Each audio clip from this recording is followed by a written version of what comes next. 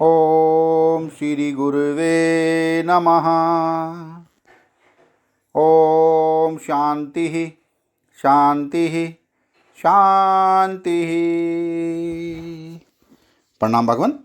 भगवान योग वासिष्ठ महारामायण से निर्वाण प्रकरण पूर्वार्ध सर्ग नंबर 3 से 5 और शीर्षक है ब्रह्म की जगत कारणता का और ज्ञान द्वारा माया के विनाश का तथा श्री वशिष्ठ जी के द्वारा श्री राम की महिमा एवं श्री रामचंद्र जी के द्वारा अपने परमार्थ स्वरूप का वर्णन। सत्संग लेते हैं भगवान। श्री वशिष्ठ जी कहते हैं, निष्पाप राम, जिस प्रकार समुद्र में उठने वाली असंख्य तरंगों का मूल कारण जल ही है, उसी प्रकार जो नाना प्रकार के असंख्य ब्रह्मांडों की उत्पत्ति और धारण करने वाला चेतन है, वह तुम हो। वाह भगवान वाह। समरूप आकाश की तरह सौम्य बड़ी बड़ी सृष्टि रूपी जल तरंगों से घन प्रकाश में परमात्म चैतन्य रूप समुद्र तुम ही हो।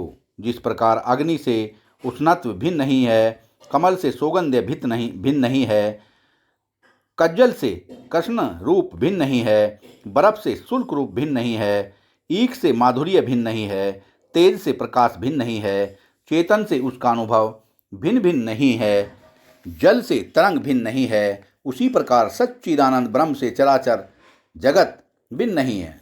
क्योंकि ब्रह्म ही सबका कारण है, इसलिए चेतन से उसका अनुभव भिन्न नहीं है, अनुभव से अहम भिन्न नहीं है, अहम से जीव भिन्न नहीं है, जीव से मन भिन्न नहीं है, मन से इंद्रिय भिन्न नहीं है, इंद्रियों से देह भिन्न नहीं है, देह से जड़, देह से यह जड़ दृश्य जगत भिन्न नहीं है, जगत से भिन्न अन्य कोई पदार्थ नहीं है।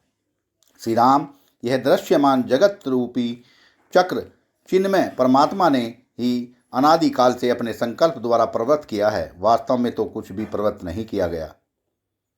यथार्थ में तो यह सब कुछ विभाग रहित अनंत सच्चिदानंद रूप आकाश ही अपने आप में स्थित है, उसके सिवा दूसरा और कुछ भी नहीं है। ज्ञानी पुरुष इंद्रियों और मन के व्यापारों को करता हुआ भी कुछ भी नहीं करता, क्योंकि उसमें कर्तृत्व है ही नहीं। श्री राम, तुम भीतर से आकाश की तरह निर्मल हो, बाहर से अपने वर्णाश्रम अनुकूल आचरण करते हो एवं हर्ष और ईर्ष्या आदि विकारों में काष्ठ तथा लोष्ठ के समान निर्विकार हो। जो तत्क्षण मारने के लिए उद्यत अत्यंत ही कठोर शत्रु है, उसे स्वाभाविक प्रियतम मित्र के रूप में जो देखता है, वही यथार्थ देखने वाला ज्ञानी महात्मा है। जिस प्रकार तटवर्ती वृक्ष को नदी वेग से मूल छेदन पूर्वक उखाड़ कर फेंक देती है, उसी प्रकार जो महात्मा सौहार्द और ईर्ष्या को वेग से समूल उखाड़ फेंक देता है, वही हर्ष और ईर्ष्या रूपी दोषों का विनाश कर सकता है। जिस पुरुष के अंतःकरण में मैं करता हूँ ऐसा भाव नहीं है तथा जिसकी बुद्धि सांसारिक पदार्थों में और कर्मों में लिप्त नहीं होती, वह पुरुष इन सब लोगों को मारकर भी वास्तव में न तो मरता है और न पाप से बनता है। श्री राम, जिसका त्रिकाल में अस्तित्व नहीं है, उसकी व्यवहारिक सत्ता का ज्ञान कराने के लिए माया शब्द का प्रयोग किया गया है। वह माया उसका यथार्थ ज्ञान से हो जाने से निसंदेह विनष्ट हो जाती है।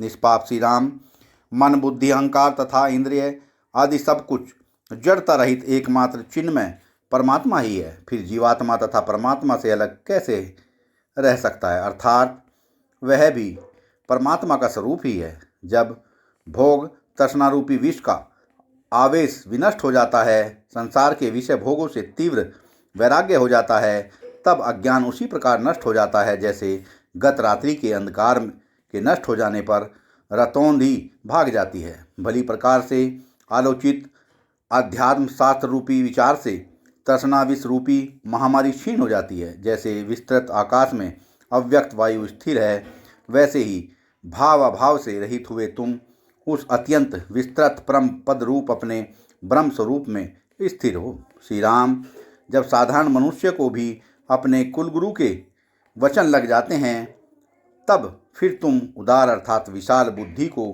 मेरा उपदेश क्यों नहीं लगेगा, क्योंकि तुमने अपनी बुद्धि से मेरे वचनों को ग्रहण करने योग्य समझ लिया है। अतएव मेरे वचन तुम्हारे हृदय के अंदर प्रविष्ट हो जाते हैं। श्रेष्ठ महानुभाव श्री राम, मैं रघुकुल को उन्नत करने वाले तुम लोगों का सदा से कुल गुरु हूँ, इसलिए तुम मेरे द्वारा कहे गए शुभ वचनों को हृदय में हार की तरह धारण करो। श्री रामचंद्र जी ने कहा, भगवान, मैं केवल परम शांति का अनुभव कर रहा हूँ और परम आनंदमय स्वरूप में सुखपूर्वक स्थित हूँ। मुझे कोहरे से शून्य दिग्मंडल की भांति भली प्रकार प्रसन्न यह समस्त जगत वास्तविक सच्चिदानंद स्वरूप दिख रहा है। भगवान, मैं संदेह से आशारूप मृग